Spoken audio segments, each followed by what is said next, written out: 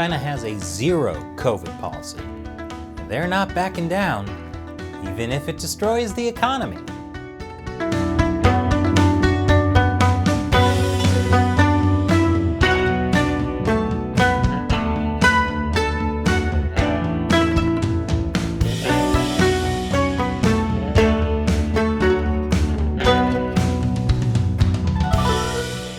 Welcome to China Uncensored, I'm Chris Chappell.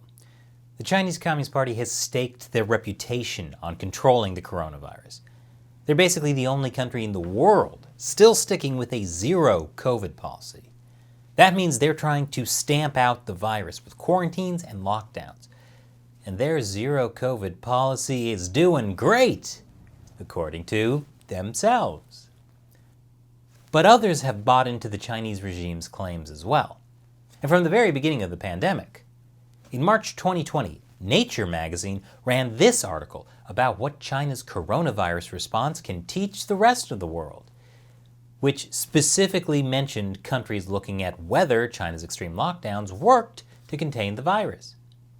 I've talked before about how the Chinese Communist Party's authoritarian coronavirus policies influenced the rest of the world.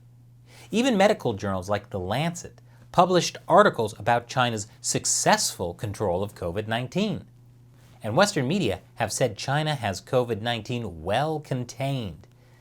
Of course, all these articles rely on official Chinese statistics for how many people got or died from COVID. First of all, no one in China trusts official Chinese statistics, not even Chinese officials. But even if you believe China has pretty much contained most of its coronavirus outbreaks since the initial outbreak in Wuhan, it's clear the infection numbers in Wuhan were undercounted, even according to Chinese researchers.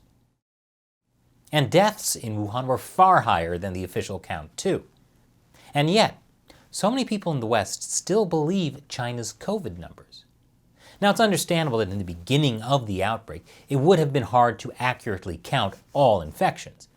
But that's not the only reason for China's undercounting of COVID cases. The Chinese Communist Party always penalizes lower-level officials for policy failures while protecting the party leadership.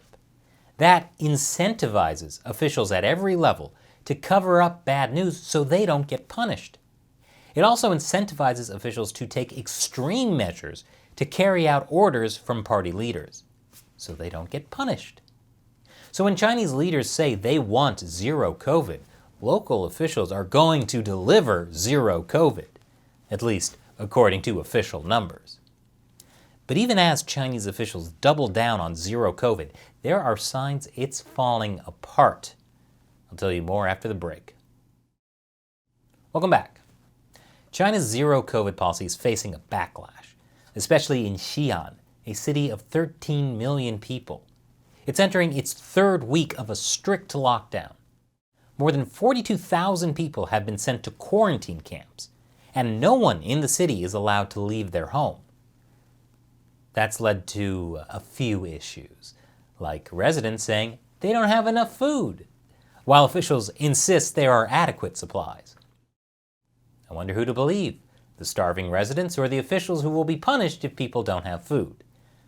Other stories emerged, like hundreds of people being forced out of their apartments in the middle of the night and sent to quarantine camps, where people complained they didn't have heat or supplies. As more and more complaints were posted online, the Xi'an authorities stepped in to solve the problem by banning online comments. Communism is truly the best system. In a mass text message sent to the city, authorities announced from January 4th, people are banned from posting details of the pandemic restrictions, particularly negative news. And they also reminded everyone that they were being watched and any negative news would be automatically deleted. But you can understand why Xi'an authorities are so sensitive. After all, the more bad publicity their lockdown gets, the more likely they're going to be punished. And while most people in China seem to have supported the Communist Party's zero COVID policy, the harsh restrictions in Xi'an have led to not just local complaints, but a nationwide backlash. The turning point seems to have been after at least 2 Xi'an women in late stages of their pregnancies lost unborn babies because they were denied access to medical attention.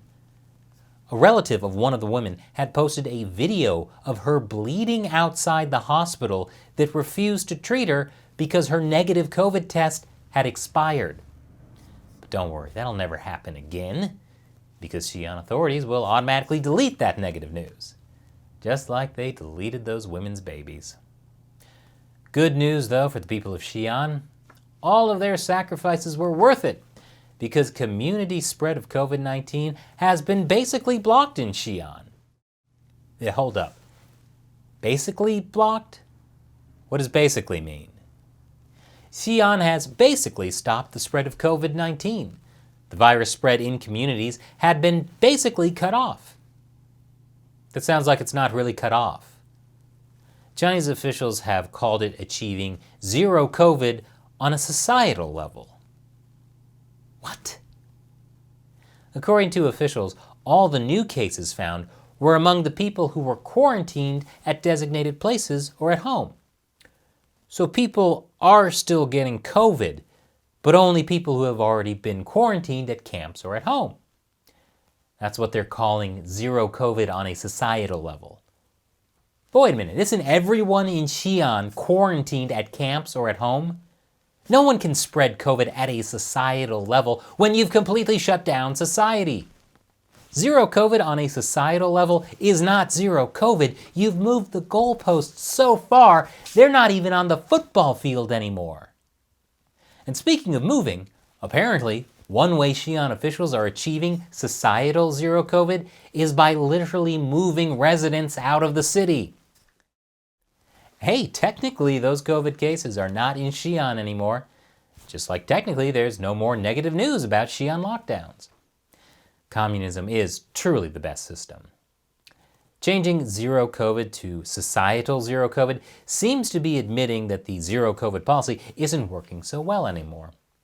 So why is the Chinese Communist Party sticking with zero COVID? Because they have to. I'll explain why after the break. Welcome back. Everyone knows the Chinese Communist Party is never wrong, at least according to themselves. Party leaders have staked their political legitimacy on controlling the coronavirus. And after spending so long talking about how much better they're doing than Western countries, they can't back down. This is one reason the Eurasia Group has called China's zero COVID policy one of the biggest risks to the world in 2022. They're predicting that China's zero COVID policy will fail. But there's nothing China can do about it.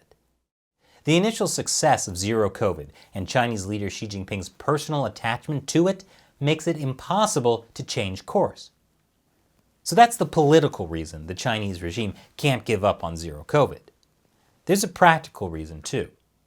Chinese officials say they've vaccinated over 1.2 billion people.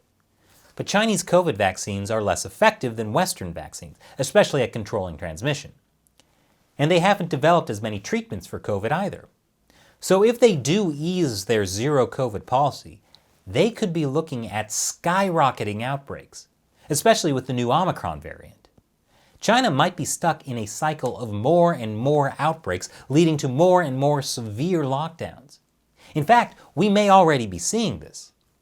Omicron has surfaced in Tianjin, a city of 14 million near Beijing. Tianjin is on partial lockdown. And Omicron has spread from Tianjin to the city of Anyang in Henan province. And Anyang is now completely locked down as well. That means 20 million people in 3 cities are under full lockdown, not even counting Tianjin's partial lockdown. There's also a separate Delta outbreak happening in Shenzhen, in southern China.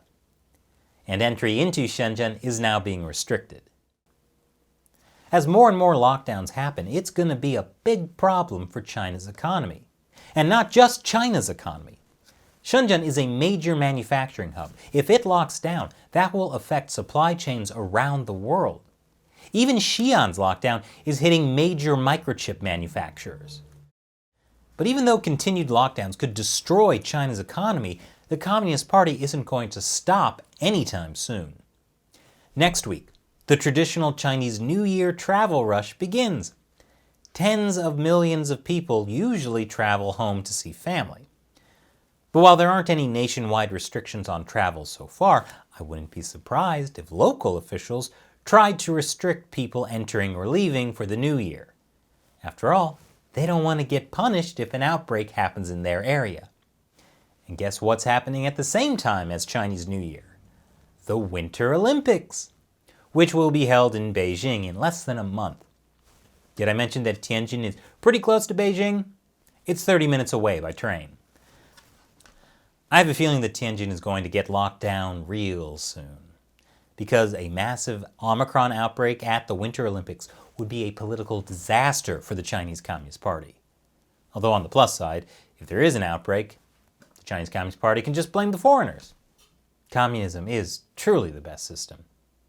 And now it's time for me to answer a question from a member of the China Uncensored 50 Cent Army, a fan who supports the show on the crowdfunding websites Patreon and Locals. To thank them, I answer a question at the end of each episode. Thomas Adney asks, how can the Olympics be COVID-free? Good question, Thomas. Chinese authorities have basically designed a giant COVID-free bubble for the Olympics. On the Chinese side, thousands of game-related staff, volunteers, cleaners, cooks, and coach drivers will be cocooned for weeks in the so-called closed loop with no direct physical access to the outside world.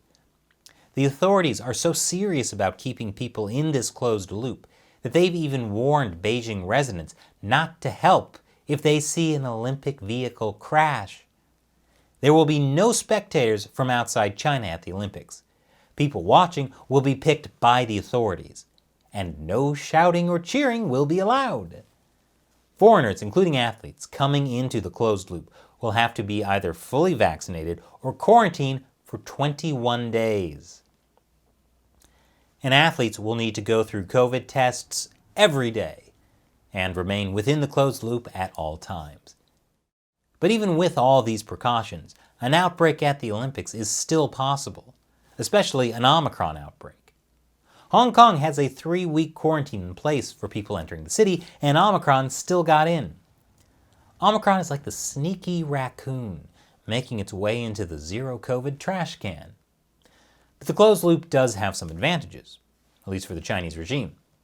Journalists coming to Beijing to cover the Olympics will be completely isolated from the rest of China, so no pesky trips to interview Chinese human rights activists. Thanks for your question, Thomas, and thanks for supporting us on Patreon. If you like the show and want to see us keep going and get access to a bunch of other cool perks, check out patreon.com/China Uncensored or ChinaUncensored.locals.com. Once again, I'm Chris Chappell. See you next time.